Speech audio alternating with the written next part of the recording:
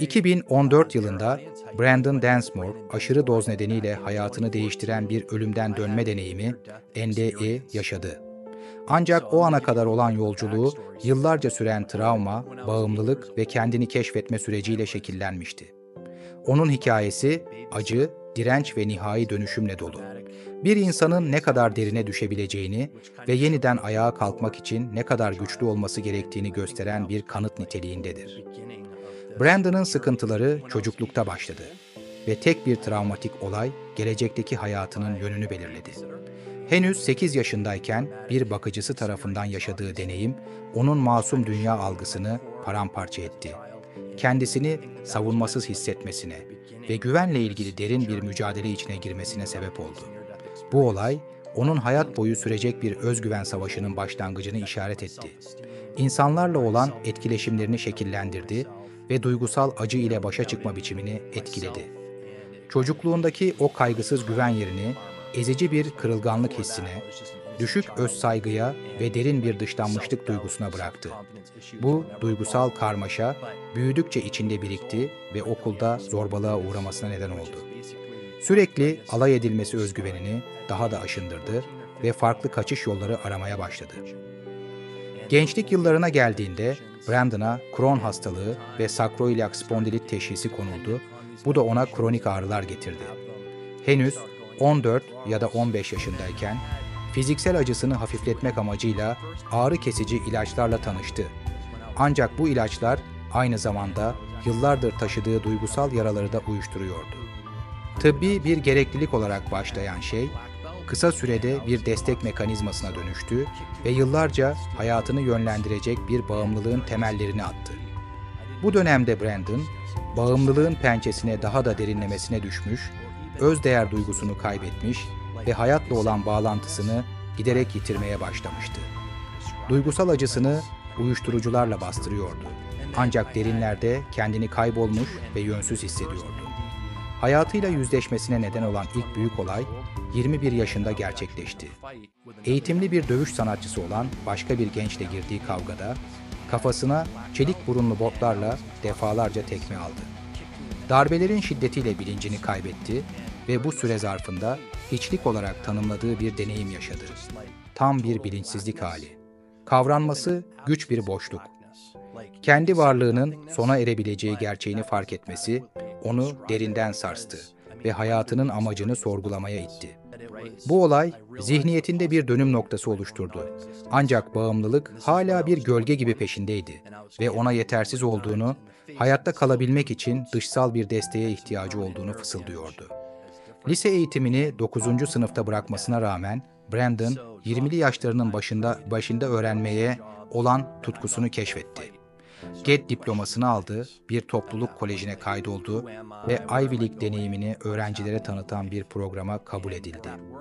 Yorulmadan çalışarak mükemmel notlar aldı ve sonunda Vassar College'dan tam burs kazandı. Burada felsefe okudu. Ancak akademik başarılarının gölgesinde bağımlılık onun üzerindeki baskısını artırıyordu. Hem fiziksel acı hem de duygusal karmaşa onun için opioid kullanımını bir zorunluluk haline getirmişti.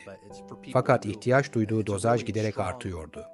Sonunda onu kaçınılmaz bir girdaba çeken eroinle tanıştı.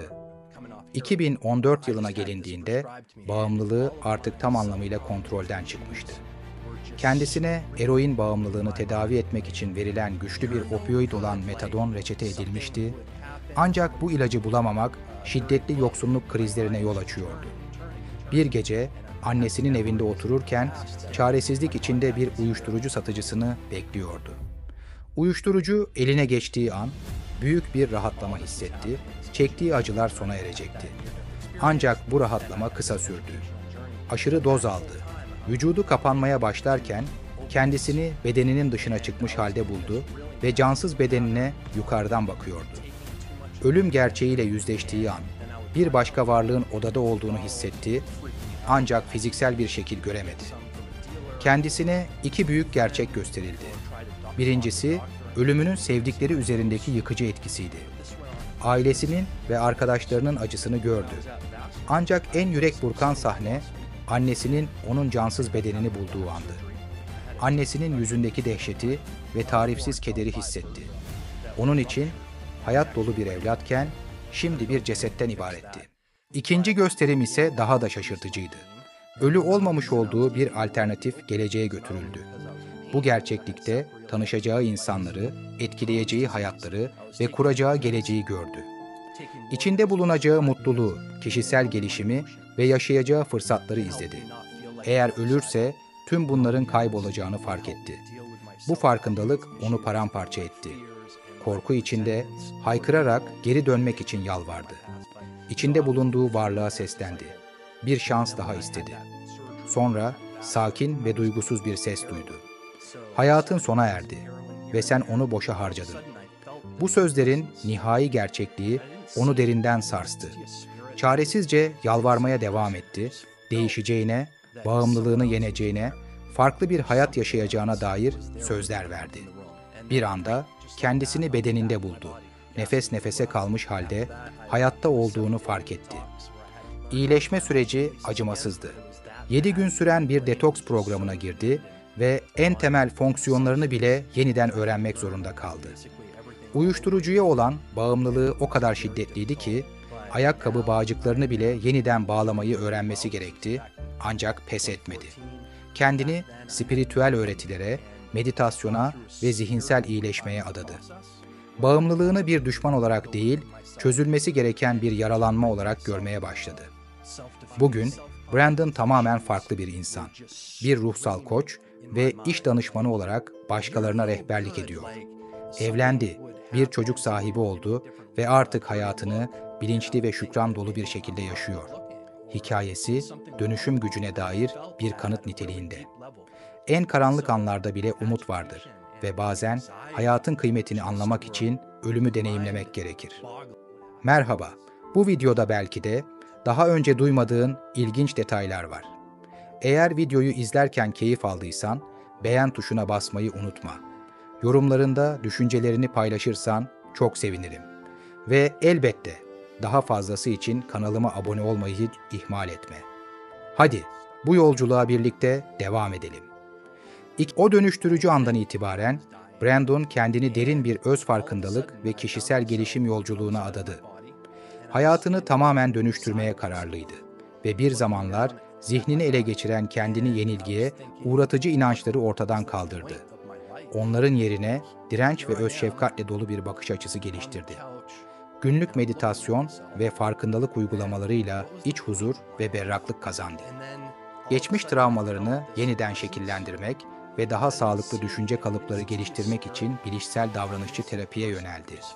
Ayrıca spiritüel rehberlerden destek aldı, nefes çalışması ve Reiki gibi bütünsel iyileştirme yöntemlerini keşfetti ve duygularını işlemekte bir araç olarak günlük tutmaya başladı. Tüm bu uygulamalar, onun kendine olan güvenini yeniden inşa etmesine ve hem kendisiyle hem de dünya ile daha anlamlı bir bağ kurmasına yardımcı oldu. Eskiden ona zarar veren düşünce kalıplarını serbest bırakmayı öğrendi. Geçmişte yaşadığı korkular, öfkeler ve yaralar artık onun hayatını yönlendirmiyordu. Bağımlılığın ve ölümün eşiğinden daha güçlü, daha farkında ve hayat için gerçekten minnettar biri olarak çıktı. Hala zorluklarla karşılaşıyor, ancak artık bunları korku ve şüpheyle değil, huzur ve güvenle aşıyor. Her engeli bir büyüme fırsatı olarak görüyor ve bir zamanlar imkansız görünen şeyleri şimdi kararlılıkla kucaklıyor. Onun deneyiminden çıkardığı ders açık, hayat değerlidir. Şimdi bu farkındalığı başkalarına aktarmaya adanmış durumda, bağımlılıkla, özgüven eksikliğiyle ve travmayla mücadele edenleri iyileşme yolunda yönlendiriyor. Koçluk, halka açık konuşmalar ve mentörlük aracılığıyla bireylerin kendi potansiyellerini fark etmelerine ve anlamlı değişiklikler yapmalarına yardımcı oluyor. Böylece ölümden dönüş deneyimiyle kazandığı bilgeliğin başkalarının hayatlarını aydınlatmaya devam etmesini sağlıyor. Her an büyümek, bağlantı kurmak ve anlam yaratmak için bir fırsattır. Ve bir insan ne kadar kaybolmuş hissederse hissetsin, her zaman ışığa giden bir yol vardır. Onun yolculuğu en karanlık anlarda bile umudun var olduğunu kanıtlıyor. Ve bazen hayatın değerini gerçekten anlayabilmek için ölümle burun buruna gelmek gerekiyor. Onun yeniden doğuş hikayesi sadece kişisel bir tanıklık değil, aynı zamanda karanlık içinde mücadele eden diğer insanlara bir çağrıdır. Her zaman bir çıkış yolu vardır ve değişim gücü insanın kendi içindedir. Merhaba, bu videoda belki de daha önce duymadığın ilginç detaylar var. Eğer videoyu izlerken keyif aldıysan beğen tuşuna basmayı unutma. Yorumlarında düşüncelerini paylaşırsan çok sevinirim. Ve elbette daha fazlası için kanalıma abone olmayı ihmal etme. Bu nedenle YouTube üyelik programımızı tanıtıyoruz. Bir fincan kahveden daha düşük bir ücret karşılığında YouTube'da yayınlanmamış özel ve reklamsız bölümlere erişebilirsiniz. Konuklarla canlı soru-cevap etkinliklerine katılabilir, bizimle ve diğer ÖYD deneyimleyenlerle doğrudan etkileşimde bulunabilir, canlı etkinliklere katılabilir ve en önemlisi kanalımızın bu önemli deneyimleri dünya çapında ortaya çıkarmaya yönelik sürekli çabalarını desteklemiş olursunuz. Hadi bu yolculuğa birlikte devam edelim.